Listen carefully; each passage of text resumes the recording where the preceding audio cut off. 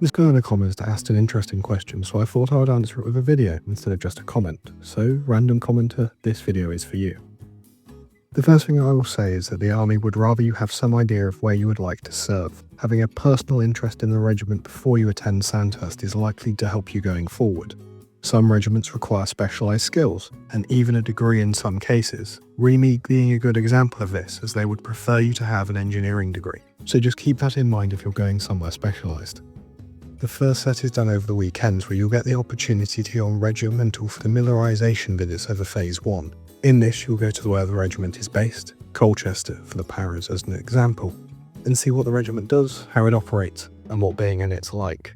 You will do this about 5 or 6 times with different regiments in different locations, just to get a better idea of what the British military does as a whole, but this is where preparation helps.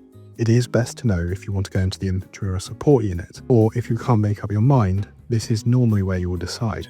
Stage 2 is an interview and selection board, conducted towards the end of Phase 2. There are interviews done by the regiments that you would wish to join. They are very similar to job interviews in the private sector or for British universities, but they will go over your personality, your potential, and your test and evaluation score whilst at Sandhurst. Remember that you are always being tested, and the drill sergeants have a good idea of where they think you should end up. So they will also be asked if they think you will be a good fit in one unit or another.